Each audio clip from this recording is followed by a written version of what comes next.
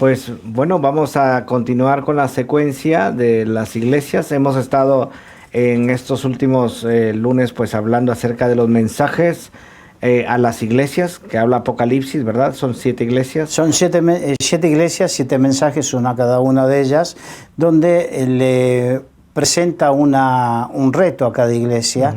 Y que verdaderamente el propósito de esta serie es que aprendamos para aplicarlo en nuestras vidas. Un escaneo, ¿verdad? Un escaneo muy, muy personal. Es como si fuese una tomografía computada de nuestra vida personal para ver en qué es lo que el Señor dice a favor y qué es lo que el Señor dice en contra.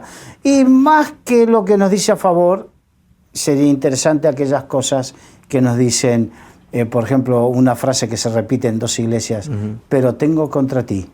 Exacto, tengo contra ti tales cosas. Exacto, y eso es lo principal que debemos prestar atención. Y pues en esta ocasión nos tocaría entonces la iglesia de Filadelfia. La iglesia de Filadelfia, que se encuentra en el capítulo 3 del libro de Apocalipsis, versículos 7 al 13. Escribe al ángel de la iglesia en Filadelfia: esto dice el santo, el verdadero, el que tiene la llave de David, el que abre y ninguno cierra, y cierra y ninguno abre. Yo conozco tus obras.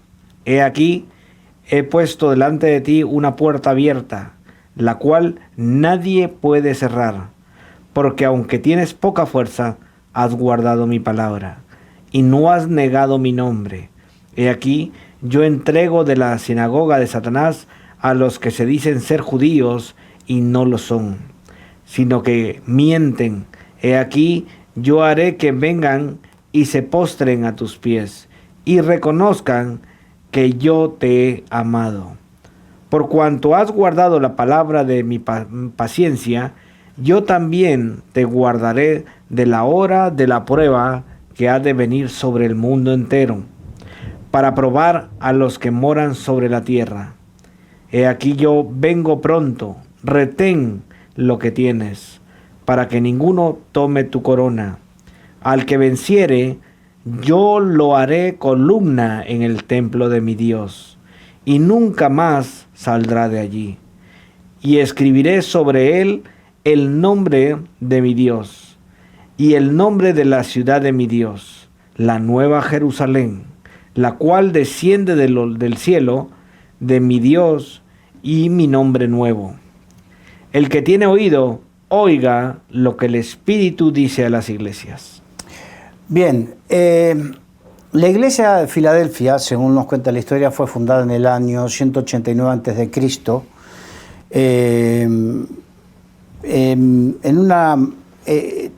Se ubicaba en una ruta que unía Sardis con Colosas de la iglesia de Colosenses. Bueno, la carta de iglesia Colosenses por la ciudad de Colosas. Era una ciudad, la de Filadelfia, relativamente joven. Estaba situada a unos 56 kilómetros al este de Sardis y a 158 de Esmirna. Era conocida como la Puerta de Oriente porque estaba situada en la ruta principal del correo imperial desde Roma al este. No sé si ustedes se acuerdan y se sitúan en el mapa.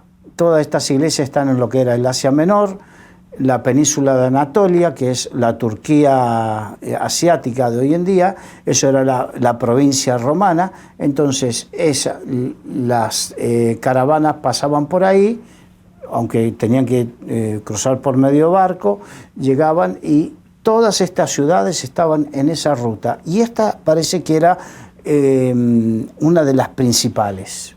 Entonces, por eso dice que era la que llevaba la carretera al correo imperial. O sea que esta es igual que algunas otras, estaba en un lugar estratégico. Sí, la zona era un lugar estratégico, pero parece que esta estaba ubicada mejor todavía porque estaba en la carretera imperial. Claro. El correo imperial iba, cuando el emperador tenía que mandar algo oficial, iban y utilizaban esas carreteras. Recordemos que esto es en medio del auge del Imperio Romano, y los romanos, una de las cosas que se caracterizaron fue por construir carreteras por donde ellos conquistaban. Sí. Ahora, la ciudad estaba ubicada encima de una placa tectónica que le llevó a sufrir continuos terremotos. Por ejemplo, en el año 17 después de Cristo fue destruida por completo a causa de uno de estos terremotos y fue reconstruida por Tiberio. Como resultado de estos terremotos, los que sobrevivían tenían miedo y la mayoría vivían fuera de las murallas. Generalmente la gente, salvo los agricultores que necesitaban estar en los campos, la gente que vivía en las ciudades le gustaba vivir dentro de las murallas porque era más seguro en cuanto a salteadores, ladrones y todo eso. Pero por causa de los terremotos a la gente le gustaba más vivir fuera de las murallas que dentro de las murallas. Esta ciudad cambió 3 veces de nombre. Primero se llamó Filadelfia, que en griego significa el que ama a su hermano. Eso significa Filadelfia. Interesante. Esto, bueno, tiene que ver con el rey Eumenes II, que le puso el nombre en honor a su hermano Átalo, por su lealtad. No era muy común en aquella época, los reyes, un hermano a su rey lo quería matar para ocupar su trono, pero en este caso parece que había un amor, un fraternal y un respeto, y en honor a eso le puso el nombre Filadelfia. Ahora, vamos específicamente a lo que es el mensaje a Filadelfia. Sí. Porque esta iglesia, al igual que la iglesia de Esmirna, es la única a la cual el Señor no le hace reproche. Exacto. De las 7 iglesias a Esmirna y a Filadelfia el Señor no le hace reproche. Por eso vamos nuevamente capítulo 3, versículo 7. Vamos, como estamos haciendo, versículo por versículo. Sí. Escribe el ángel de la iglesia en Filadelfia. Esto dice el santo, el verdadero, el que tiene la llave de David, el que abre y ninguno cierra, y cierra y ninguno abre. Bien, aunque en todas las otras cartas el Señor se valió de símbolos para describirse a sí mismo, y todos estos símbolos proceden del capítulo 1 del libro Apocalipsis, sí. De la visión que Juan tuvo en la isla de Patmos, y lo plasmó en el capítulo 1. Entonces, por eso dice, cuando dice el santo y el verdadero, estaba hablando de lo que ya había manifestado en el capítulo 1. En esta carta, Jesucristo se presenta con 2 de sus principales atributos. Uno que es el santo, del griego hagios, y que significa separado o apartado. En este sentido, el Señor es completamente diferente a cualquier Dios o ser, cualquier otro ser de este mundo, ya que es santo, verdaderamente santo, puro, su naturaleza completamente libre de pecado y de maldad. Y este es un tema teológico importante, porque hubo corrientes de pensamiento muy liberales que dicen, no, pero Jesucristo pecó porque tuvo relaciones con María Magdalena. No, Jesucristo nació sin pecado, por eso el nacimiento virginal de Jesucristo es un tema doctrinal importante, y murió sin pecado, porque si hubiese pecado, él no hubiese tenido la autoridad para vencer a Satanás, a la muerte y al pecado. Así es. El que es esclavo, el que practica del pecado, esclavo es del pecado. Entonces Jesucristo nació santo, vivió santo y murió en santidad. Por eso pudo resucitar con poder. Es un tema muy importante, no es un tema menor, y que quizás otro día, en otro estudio, podamos abordarlo. Ahora, el título de santo es el que vuelve a emplearse en Apocalipsis 6:10, pero en este caso aplicado a Dios. O sea, Dios es santo, Jesucristo es santo. En realidad, era una de las formas en la que Dios era conocido en el Antiguo Testamento. Por ejemplo, en Habacuc 3 dice Santo de Israel. En Isaías 54:5 habla de que es el santo.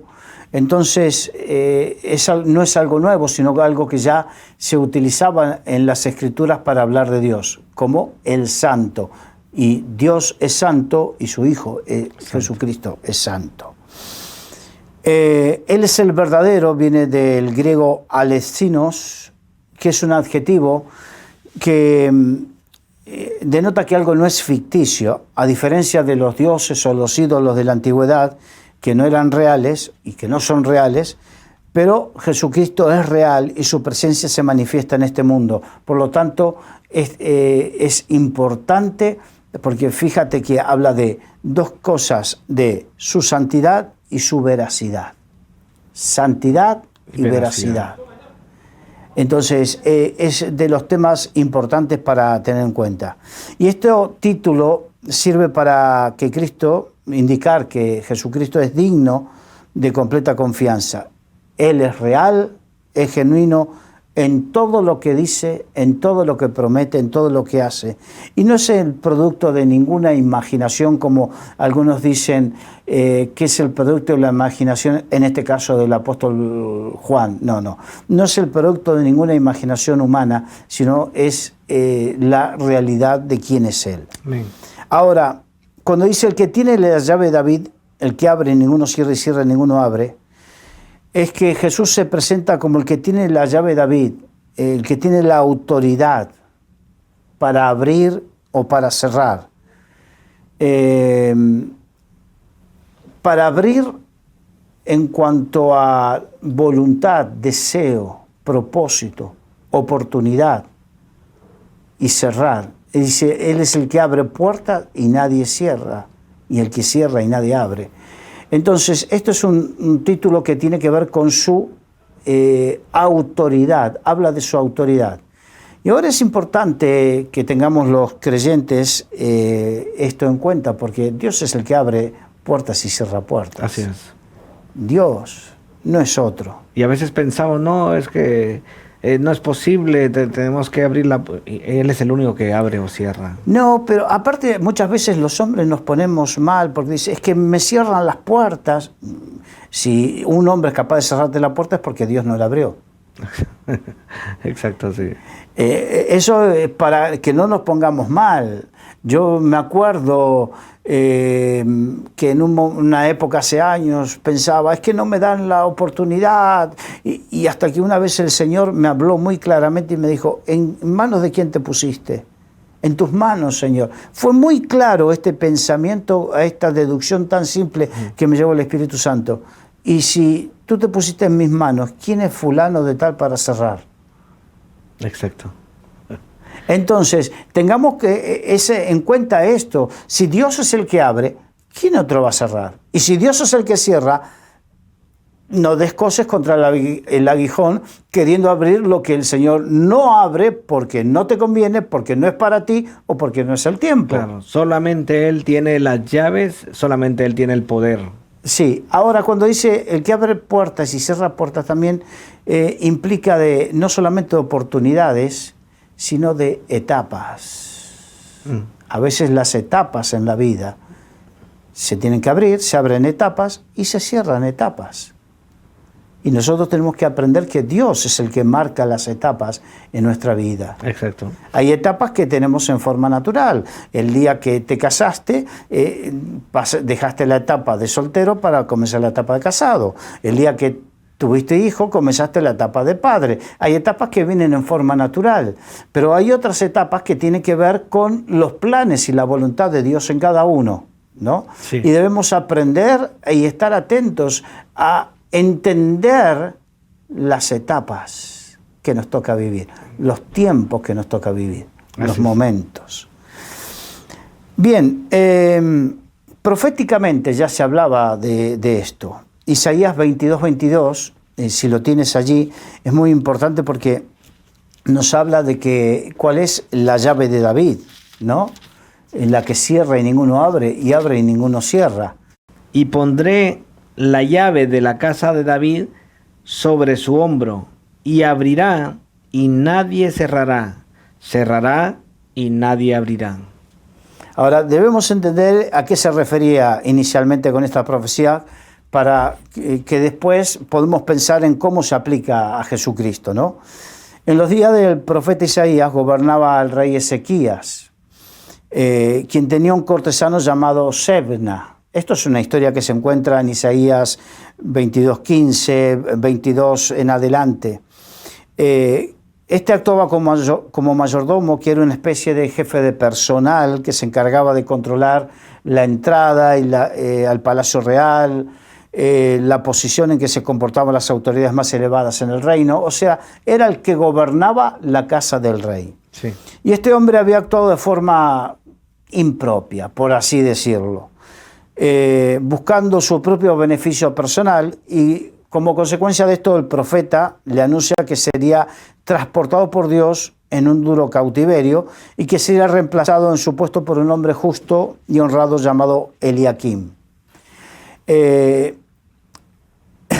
Acerca de esto, Dios dice que pondré la llave de la casa de David sobre su hombro y abrirá y nadie cerrará, y cerrará y nadie abrirá.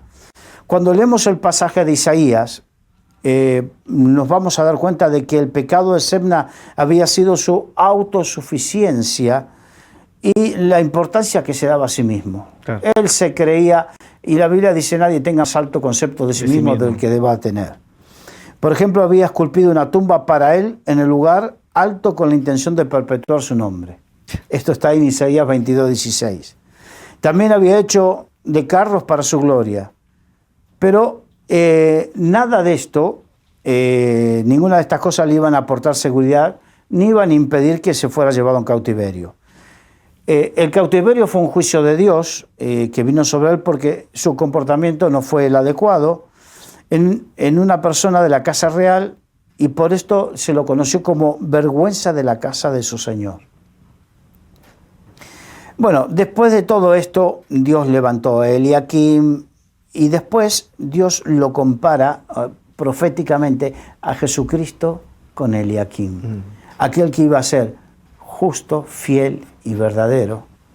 Iba a ser el que tenía la llave de David, la autoridad para gobernar. Eso es lo que significa. Sí, sí, sí. Que tenía todo el poder, toda la autoridad. Todo el poder y toda la autoridad. También se habla en Apocalipsis 1:18, habla de que Él tiene, hablando del Señor, las llaves de la muerte y del Hades. Por eso, para que nos demos cuenta que el hecho de tener las llaves habla de tener la autoridad, el gobierno, la capacidad de decidir. Y Él es el que cierra y abre, marca los tiempos, marca los momentos. Así que como iglesia, aquel que verdaderamente se ha puesto en las manos del Señor, ten fe que en tu vida está en las manos del Señor y Él marca tus tiempos, Él marca tus momentos. Tú solamente buscas serle fiel y humillado delante de Dios. No seas un Sebna. Sí. Es más, si eres alguien a lo cual en la casa del Señor, o sea, en la obra de Dios, se te dio cierto nivel de autoridad, no quieras ser más como Sebna, sino busca ser como Eliakim, que es tipo de Jesucristo. Así es. Ahora vamos a Apocalipsis 3:8. Apocalipsis capítulo 3, versículo 8. Yo conozco tus obras.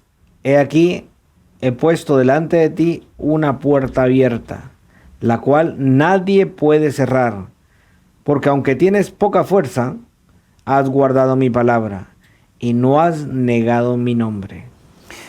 Primero, aquí vemos nuevamente algo que se repite siempre, la omnisciencia de Dios, el conocimiento puro, pleno, completo, 100%. Ahora dice, he puesto, fíjate, se presentó como yo soy el que tiene la llave de David, el que cierra y ninguno abre. Y aquí dice, porque he puesto delante de ti una puerta abierta a la cual nadie puede cerrar. Entonces, antes estaba presentando como el que tenía la autoridad. Y ahora le está diciendo, yo que tengo la autoridad, soy el que te abre esa puerta. Exacto. Y le dice, ¿y a qué puerta se refiere? Algunos creen que se refiere a que las autoridades judías habían excluido a los creyentes de Filadelfia del pueblo de Dios, cuando en realidad es solo el Señor Jesucristo quien en verdad proporciona el acceso a la salvación, a ser pueblo de Dios. Además le dice, Él les ha puesto una puerta abierta a la cual nadie puede cerrar, haciendo referencia posiblemente a la actividad misionera de esta iglesia que ya se realizaba en el Nuevo Testamento. Ahora, porque se me ha abierto puerta, el apóstol Pablo enseña sobre esto en 1 Corintios 16:9, cuando dice, porque se me ha abierto puerta grande y eficaz, y muchos son los adversarios. ¿Quién abre la puerta grande y eficaz? Solo Dios. El Señor. Sí. El Señor le abrió puerta grande y eficaz al apóstol Pablo. Ahora, y permíteme que vuelva sobre mis hermanos, aquellos que de repente, y sobre todo los jóvenes que tienes la impaciencia de decir, pero arde en mi corazón el servir. Espera que Dios te abra una puerta. Exacto. Sé paciente que Dios te... Cuando Dios abre una puerta, dice que es grande y eficaz. Así es. Sé paciente. Más tarde, en la segunda carta a los Corintios, les decía también que le había abierto puerta para predicar en Troas. En 2 Corintios 2, 12, 13 dice, cuando llegué a Troas para predicar el Evangelio de Cristo, aunque se me abrió puerta en el Señor. Entonces ahí vemos que Dios es el que abre puerta. Y cuando regresó a Antioquía de Siria, Pablo relató cómo Dios le abrió puertas, también Hechos 14, 27. Y habiendo llegado y reunido a la iglesia, refirieron cuán grandes cosas había hecho Dios con ellos y cómo había abierto la puerta de la fe a los gentiles. Así que lo que nosotros vemos de puerta abierta en Apocalipsis se refiere a la actividad misionera que Dios estaba abriendo y que Dios respaldaba. Ahora, como discípulos de Cristo, todos, recordemos que la Biblia no habla de creyentes, habla de discípulos. Todos estamos llamados a ir por todo el mundo para predicar este evangelio. Así que todos tenemos que orar por una puerta. Así es. Por esta razón debemos pedirle a Dios que nos abra puerta para que prediquemos su palabra allí donde nos encontremos o donde Dios quiera. Por lo tanto, antes ese ímpetu que seguramente algunos de los que escuchan, de los que nos ven, tienen, lo primero que tienes que hacer es, Señor, ábreme puerta. Ábreme puerta. Y no protestes porque tu pastor no te ve suficientemente maduro y dice, espera. No es él. O porque el concilio no lo ve todavía. Espera. Cuando es de Dios, Dios abre puerta grande y eficaz. No te saltes la autoridad porque eso es algo muy importante. Sí. Dios abre puerta grande y eficaz. Muchas veces podemos caer en el error de pensar que es el hombre el que tiene la autoridad, y no es el hombre, es Dios el que tiene la autoridad. Él es el que abre y el que cierra. Si alguna cosa yo estoy pidiendo y veo que no se abre, se lo he puesto en las manos del Señor. El Señor es el que decía al final y está sobre el hombre. Ahora vamos, porque dice, porque aunque tienes poca fuerza, parece que la iglesia de Filadelfia era pequeña, o tal vez sus miembros pertenecían mayormente a clases más pobres. Recordemos que en las iglesias en la antigüedad convivían nobles ricos con esclavos pobres en una misma iglesia. Entonces el porcentaje de nobles y ricos hacía que la iglesia tenga más capacidad económica, más fuerza y la otra no. Capaz que aquí, posiblemente aquí en Filadelfia, no hubiese tanta gente acomodada económicamente. Por eso dice, nada de esto sería extrañar en una ciudad que constantemente estuvo con problemas por terremotos. Sí. Donde hay terremotos hay pobreza, lamentablemente. Y bien saben, allí en Guatemala, en México, en Chile. Lugares donde hay muchos terremotos. Lugares donde hay muchos terremotos, es difícil salir adelante económicamente. Sí, afecta mucho la economía y después viene la repercusión de los terremotos y se ve que... Bien, ahora, que los cristianos tengan poco poder adquisitivo puede ser algo positivo, o que se sientan débiles, porque es algo que nos hace depender más de Dios. Sí. Si dependemos de nuestras fuerzas, entonces aquí dice, porque aunque tienes pocas fuerzas, Lo importante no es tener mucha o poca fuerza. Y es más, hablé varias veces, le hablé a aquellos que se sienten con ese ímpetu, esos jóvenes que se sienten con ímpetu. Bueno, ahora quiero hablar a aquellos que de repente están sintiendo el llamado, pero no se sienten con esa fuerza. Bueno, el Señor no está, cuando el Señor te llamó, Él ya sabía cuál era tu circunstancia y no estaba pensando en tu fuerza, sino estaba pensando en lo que Él es capaz de hacer a través tuyo. Y eso también nos hace reflexionar un poco acerca de a los que Jesús llamó. No escogió a los más capacitados. No, escogió y Él escoge, pero dice, pero has guardado mi palabra. Aunque tienes poca fuerza, has guardado mi palabra. Has guardado mi palabra. O sea, el tener poca fuerza no te inhibe de guardar la palabra, de atesorarla en tu corazón y de guardarla y ponerla por obra. Sí. Al contrario, eso es lo que se llama ser fiel. Si en lo poco me fuere fiel, en lo mucho te pondré. En lo mucho te pondré. Y por otra parte dice, y no has negado mi nombre. Hay mucha gente que en los malos momentos, en los momentos de debilidad, niegan al Señor. Cuando está todo bien, alaban al Señor, fabuloso. Pero cuando empiezan los problemas, las dificultades, ahí se ve la calidad de los materiales. Y déjame decir algo acerca de eso también. Negar el nombre de Él también podría ser con mi testimonio, testimonio, ¿verdad? O sea, un mal testimonio. Con mi queja, con mi mal testimonio. Sí, estaría negando yo también al Señor. Exacto. Y es muy importante esto. ¿Cuál es tu actitud en los buenos momentos y en los malos momentos? Ahí se habla de la calidad de tu fe. Exacto. Vamos a Apocalipsis capítulo 3, versículo 9. He aquí, yo entrego de la sinagoga de Satanás a los que se dicen ser judíos y no lo son, sino que mienten. He aquí, yo haré que vengan y se postren a tus pies y reconozcan que yo te he amado. Bien, aquí habla de que se encuentra con la oposición de judíos, ¿no? Sí. Los judíos se oponían al Evangelio de Jesucristo. Aquí se explica que eran judíos solo de nombre. Sí. Seguramente étnicamente, cultural y ceremonialmente lo eran, pero no espiritualmente. Recordemos que el Señor dice, este pueblo, hablando del pueblo judío, de labios me honra, mas su corazón está lejos de mí. Sí.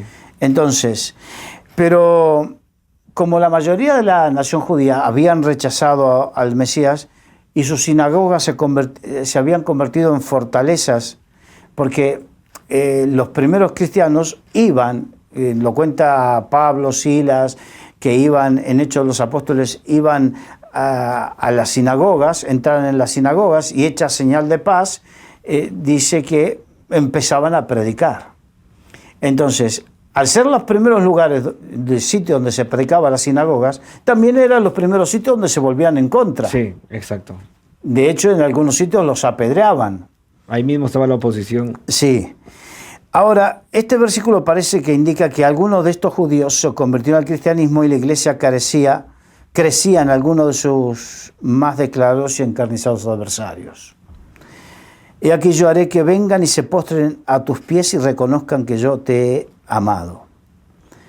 Es curioso porque la esperanza judía era que los gentiles serían sometidos por ellos.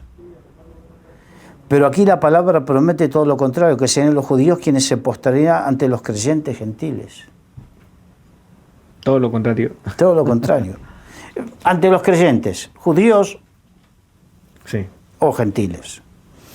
Esto sería así porque después de haber rechazado su Mesías, eran los gentiles quienes tenían que enseñar a los judíos el camino de acercarse a Dios. Apocalipsis 3:10, vamos. Por cuanto has guardado la palabra de mi paciencia, yo también te guardaré de la hora de la prueba que ha de venir sobre el mundo entero, para probar a los que moran sobre la tierra. Ahora, hay muchos que dicen, pero ¿cómo puede ser que viva esta situación, esta prueba, esta situación terrible o esta persecución, si Dios me ha abierto esta puerta? Que Dios te abre una puerta no significa que no vayas a ser probado. A ser probado. De hecho, Dios le abrió la puerta para ir a Roma, a Pablo, pero en Roma es donde sufrió lo que sufrió. Sí. Así que una cosa no quita la otra. Así que, por ejemplo, Hechos 5, 40-42 dice, y convinieron con él, y llamando a los apóstoles después de azotarlos, les intimaron que no hablasen en el nombre de Jesús, y los pusieron en libertad. Los azotaron. ¿Y qué hicieron? Ellos salieron gozosos del concilio y de haber sido tenidos por dignos de padecer afrenta por causa del nombre. Y todos los días en el templo y por las casas no cesaban de enseñar. O sea que mientras hoy, en el siglo XXI, cuando alguien tiene una pruebita, dice, ¿por qué Dios lo permite? Si Dios, no es que tú me llamaste, y el Señor te dice, y yo también llamé a Pedro, Sí. yo también llamé a Pablo, yo también llamé a Juan, y sin embargo ellos tuvieron que pasar momentos difíciles. Ahora bien, esta persecución, por así decirlo, había desarrollado su paciencia, que es una virtud y que es indispensable para perseverar, y por eso le decía que había guardado la palabra de su paciencia, porque dice, por cuanto has guardado la palabra de mi paciencia. Lo cierto es que en este mundo tendremos oposición y muchas veces enfrentaremos pruebas difíciles, pero Juan 16:33 dice, en el mundo tendréis aflicción, pero confiad, yo he vencido al mundo. Ahora, en cualquier caso, de una o de otra manera, los cristianos en Filadelfia habían perseverado fielmente a pesar de las pruebas y las dificultades. Y la consecuencia de esto, según dice el Señor, dice, yo también te guardaré la hora de la prueba que ha de venir sobre el mundo entero. Esto puede significar que el Señor los guardará de tal manera que no tendrían que pasar por la prueba o que serían guardados por Él en medio de la prueba. Y en cuanto a la prueba, ¿qué decir? Dice que la prueba ha de venir sobre el mundo entero. No sabemos a ciencia cierta a qué se refiere. Probablemente tenga que ver con alguna tentación que iba a ocurrir en ese tiempo y que iba a afectar a todo el mundo, con alguna guerra o algo.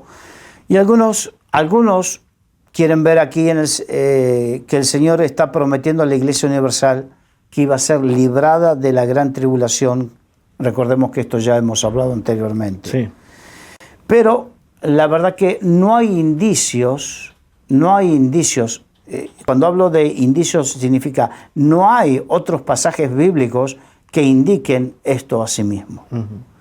Más probablemente tenga que ver esto con la persecución del Imperio Romano contra el cristianismo, que en poco tiempo después de que se escriba esto iba a suceder. Ahora, en cuanto al propósito de esta prueba, la palabra lo dice, era para probar a los moradores sobre la tierra. La gente va a ser probada, la gente es probada a ver si aprovechan o aprecian o no la oportunidad para demostrar cuál es su posición frente a Cristo. Sí. Así que cada vez hay mucho para hablar, pero Es necesario, pero sí es necesaria la prueba, creo yo, y lo dice su palabra, y la iglesia será probada. Es más, nuestras vidas son probadas. Una de las cosas que Dios permite ciertas cosas es para que los malos quedan retratados. Sí. Porque hay una maldad que está encubierta, camuflada, pero hay momentos donde Dios permite para que salga a luz, y salga a luz qué es lo que hay verdaderamente en los corazones. Porque nadie, cuando Dios venga y desate sus juicios y haga juicios, nadie va a poder decir o acusar a Dios, es que has sido injusto, es injusto este castigo, es injusto esto. No. Nadie lo va a poder decir. Así es. Bien, capítulo 3, versículo 11 de Apocalipsis. He aquí, yo vengo pronto. Retén lo que tienes, para que ninguno tome tu corona. Jesucristo, una vez que resucitó, habló de su regreso. De aquí vengo pronto, dijo. Ahora, el propósito es animar a su pueblo para que esté preparado para el encuentro con Él. Y se cumpla lo que dice, que ninguno tome tu corona, ¿no? Sí. Pero puede ser que el Señor no se refiere aquí a su segunda venida o al rapto, sino una intervención personal anticipada sobre esa iglesia. Hay ocasiones que hemos visto anteriormente cuando en estas cartas el Señor ha dicho a algunas iglesias que Él vendría. En cada caso, la iglesia sufriría distintas consecuencias. Por ejemplo, en Éfeso le dijo que quitaría el candelero, en Pérgamo le dijo que pelearía contra ellos, Sí. y a la iglesia de Sardis le dijo que vendría sobre ellos como un ladrón en la noche. En estos tres casos, la venida del Señor sobre esas iglesias sería con el propósito de juzgarla. Pero en el caso de la iglesia de Filadelfia, parece que ocurre lo contrario. Su venida sería para protegerles en la hora de la prueba. Exacto. Pero los juicios eran juicios en el momento, no el gran juicio del trono blanco. Por lo tanto, la prueba seguramente no sería la gran tribulación, sino la prueba que vivirían en ese momento. Dice, retén lo que tienes para que ninguno tome tu corona. Ahora, Jesucristo exhorta a cada creyente a mantener firme lo que tiene frente a las tentaciones y atracciones de este mundo. Recordemos que el amor del mundo y el amor del Padre no juegan en la misma liga. Sí. Son incompatibles. En realidad, lo que Dios nos ha dado ahora, si lo conservamos con fidelidad, es lo que constituye nuestra corona de vida en el futuro. Recordemos lo que pasó con aquel que no quiso retener lo que tenía, que era Esaú. Esaú perdió la primogenitura porque no la apreció. No la apreció. Aprecia lo que Dios te ha dado. Menospreció. Porque después dice que aún con lágrimas lo quiso recuperar y no lo recuperó. No menosprecies lo que Dios te ha dado. Quizás no sea todo completo, pero estás en el camino, no lo menosprecies. Saúl también con David menospreció. Recibir esta corona implica una victoria, pero también la posibilidad de prestar un mayor servicio en la eternidad. Recordemos esto. Vamos con el versículo 12.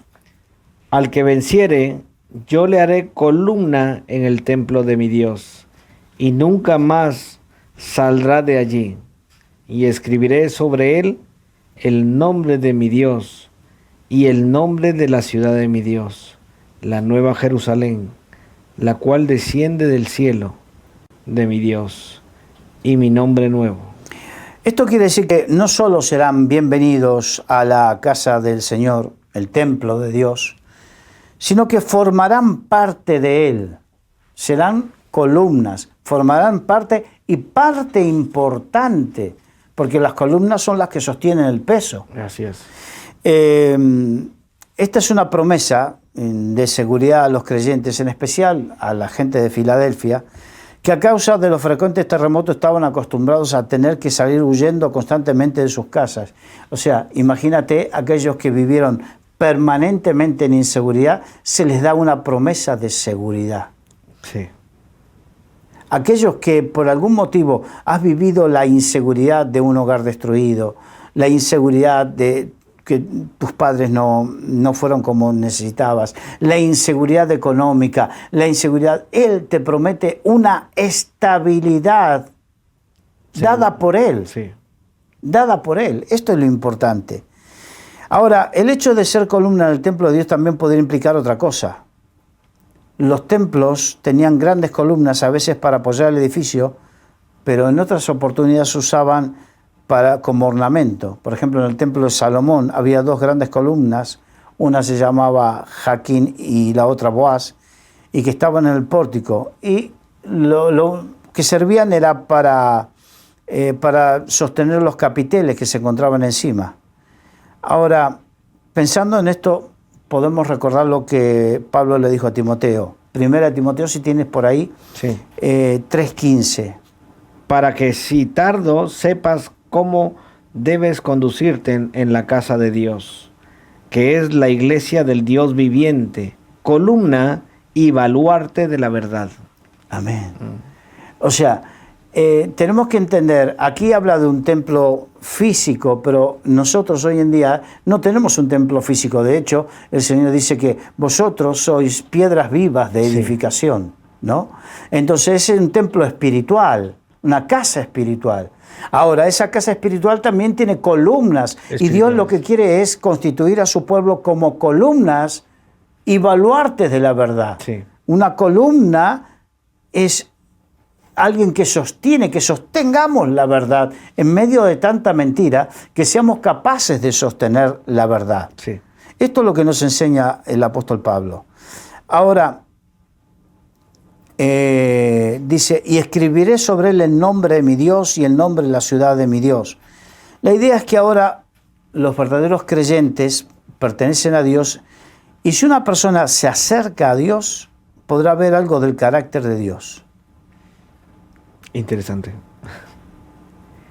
El apóstol Pablo decía que seamos epístolas leídas. Cartas abiertas. Cartas abiertas, que la gente pueda ver verdaderamente, no solamente que ocupamos un lugar porque eres sugier, o ocupas, o eres diácono de la iglesia, o ahora eres pastor. Que la gente pueda ver no solamente el lugar que ocupas, sino que verdaderamente eres columna y baluarte de la verdad por cómo vives. Que eres una carta leída, que todo el mundo puede ver a Cristo y leer a Cristo en ti. Eso es esencial, creo que es muy importante. Es importantísimo. Ver el carácter de Cristo en tu vida, ¿verdad? Exacto. Ver el carácter de Cristo en mi vida. Y ya finalizando, dice, el que tiene oído para oiga lo que el Espíritu dice a las iglesias. Y esto significa lo de siempre, esa expresión de presta atención, llamado, ¿has oído? ¿Has prestado atención? Yo cuando era niño, los profesores en el colegio, cuando tenía una expresión, ¿te has lavado los oídos para que puedas escuchar bien? Sí. Sería algo parecido, porque verdaderamente es algo parecido mediante lo cual el Señor nos quiere llamar verdaderamente la atención para ver hasta qué punto nosotros prestamos atención a lo que Dios dice. Y recordemos que aquí estas cartas son para mostrarnos una realidad. Sí.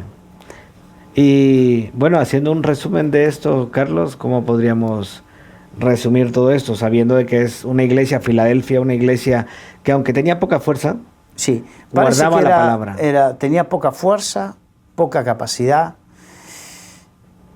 pero Dios, a pesar de eso, por el hecho de guardar la palabra, que es importante, ¿no? Porque dice que entrarán los guardadores de verdades. Sí. La palabra es verdad y aquel que la guarda, esos entran en el reino de Dios. Sí. Entonces, ¿qué significa guardar? Guardar no significa abrir un cajón y meterlo ahí debajo. No.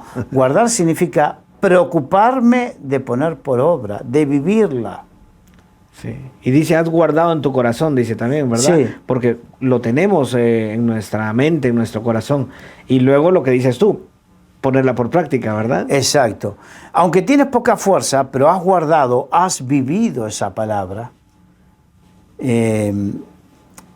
Esto es para aquellos que de repente dicen, sí, yo vivo, pero el gobierno no me ayuda, las instituciones no me ayudan, fulano o el otro no me ayuda. No importa, si has guardado la palabra, te has guardado para Dios en fidelidad, Dios es el que abre puertas. Aquí he abierto delante de ti una puerta grande y eficaz. Qué importante. No la abre cualquiera, la abre el que tiene la autoridad para abrir y que nadie cierra, y cerrar y que nadie abre. El que no es que te abre la puerta un hombre. Yo estoy agradecido a muchas personas que me han dado la oportunidad en el reino de los cielos para servir al Señor y predicar el Evangelio. Pero lo que reconozco es que ellos solamente son instrumentos de Dios. Sí. Y que por más que no quisieran, nada podrían haber hecho en contra de los planes de Dios. Simplemente fueron instrumentos que se pusieron en las manos de Dios y que fueron dóciles a la voz de Dios. Sí. Porque al final Dios es el que decide, ¿verdad? Él es el que abre, el que cierra, como lo dices. Y me venía un pensamiento acerca de Moisés y Egipto también y el faraón, que Dios le dijo muy bien, tú ve, habla con él, te va a decir que no. O sea, ya sabía que le iba a decir ya que sabía, no. exacto. Esa puerta estaba cerrada y Dios la había cerrado. Y ya estaba dentro del plan de Dios. Pero luego le dijo muy bien, te va a dejar salir con mano fuerte. Iba a abrir la puerta. O sea, ahí no tiene que ver mucho el faraón, sino lo que era el plan de Dios y la voluntad de Dios. Él iba a abrir y iba a cerrar. Exacto. Muy bien lo has explicado, porque precisamente es un claro ejemplo de cómo es que Dios, porque Dios sabía que se iba a endurecer el corazón del faraón.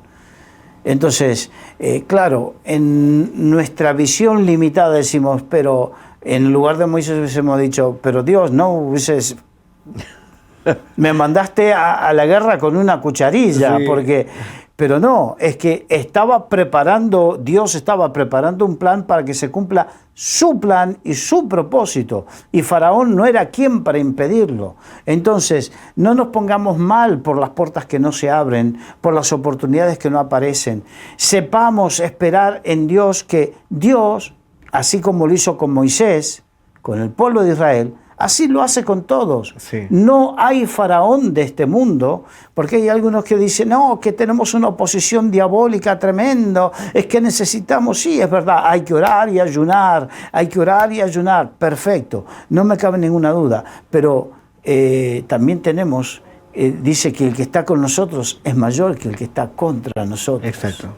Que el que está en este mundo. Entonces, no tenemos que tener miedo a ese tipo de cosas, y debemos saber que perseveremos en hacer lo que Dios nos manda hacer, y que a su tiempo Dios abrirá puerta grande y eficaz. Así es. Y para terminar, comentarte de que yo experimenté cuando me iba a casar, que alguno pasaría por este caso también, el orar por esto. Señor, si es tu voluntad, permite que yo me case y que se abra la puerta. Y oraba por ello, pero si no es tu voluntad, que se cierre. Yo también oraba porque si no era de Dios, que se cerrara la puerta. Claro. Y Él abrió y pues claramente pasé por la voluntad del Señor, porque Él abrió la puerta. Si no hubiera querido el Señor, hubiera cerrado la puerta. Y eso pasa cuando nosotros venimos y nos ponemos delante del Señor. No me cabe ninguna duda, y qué importante es ser dóciles a todo esto, ¿no? Sí. Porque...